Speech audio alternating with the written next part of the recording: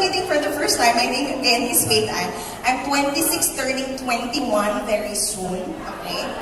Earlier, while listening to Christine Conzon, may nabanggit siya na words eh. If you were clearly listening to her words, sabi niya, sumuko na yung doktor. Okay, narinig niyo ba yun? Okay.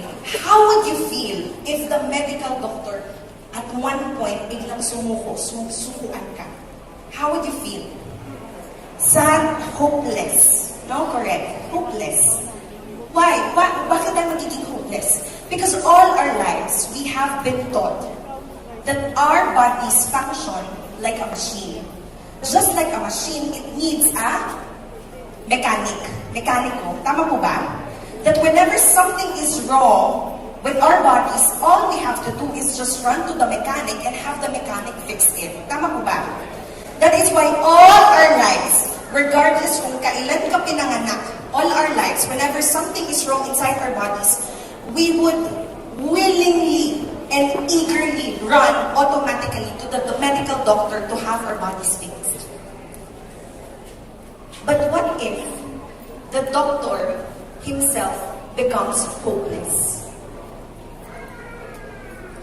One thing that Purtier has taught me over the past 2 years that I have been doing the advocacy is when somebody tells us that there is no longer hope, when somebody tells us that we only have 3 months to live, 6 months to live, actually Purtier is telling us that we now have the option not to believe.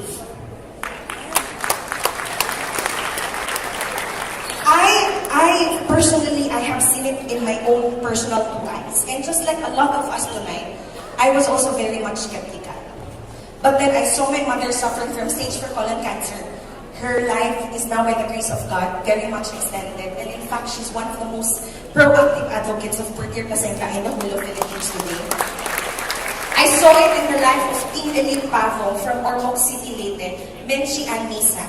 When she met Purtier Testimonials, sabi ng doktor, kapag hindi ka nagpakimo, you will only have 4 months to live. Hindi siya niniwala and instead took Purtier Testimonials. Bakit ayaw naman pakimo? Because she's a medtech. She worked in the hospital for over 20 years. She knew na kapag mahina ang immune system mo and you undergo all these procedures, all the more that it would sunk you down. So she opted, okay, for Purtier Testimonials. And right now, ang tanim sa kanya was April of 2017. Ladies and gentlemen, no chemo. Today, we are already May of 2019. Her life right now is 2 years more or less extended by the grace of God. 2 years ago, it was just my mother who started taking Purtier Testimonials, stage 4 colon cancer. And I tell you, hindi po kami nakatake dahil we had money outright. No, my mother was able to take because of the generosity of the person who initially invited us to listen about Purtier Testimonials. At that time, 2016, there were 2 people nagging us at that time. One was a St. Peter agent. She's a family friend. Nagging us, Ate Beth, cancer ka. Kung ako sa'yo, kumuha ka na ng St. Peter para pag nawala ka, hindi mahirapan si Faith. The other person nagging us was by the name of Fritz Bucalaw.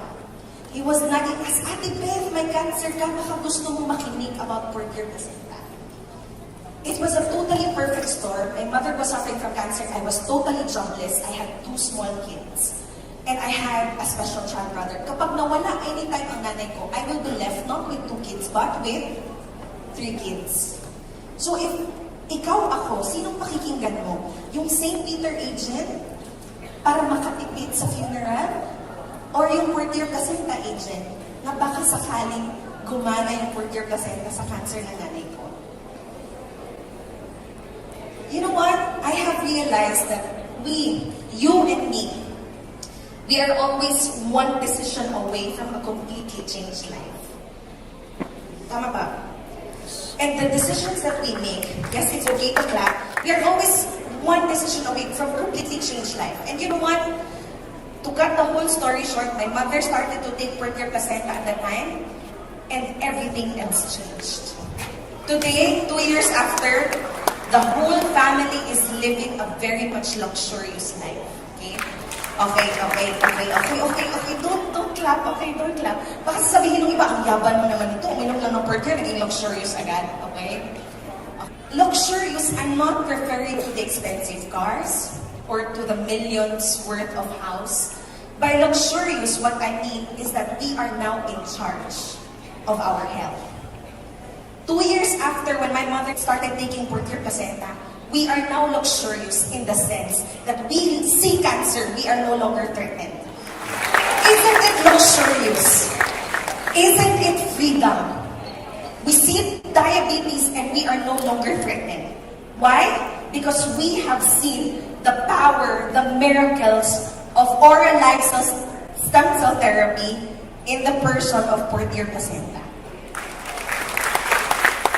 From tonight onwards, we will never be looking at diseases the same way ever again. You know, conventional medicine, it's very good. It helps and it saves a lot of people. But then the question is, what if umabot sa punto that even the medical doctors who we look up to as the demigods of our health, tama ba? Paano pag umabot sa punto na sila na mismo ang sumuko sa atin? Okay? VUA International through Purtier Placenta is telling us today that there is no need to be hopeless because the testimonies that you have witnessed earlier are just few of probably thousands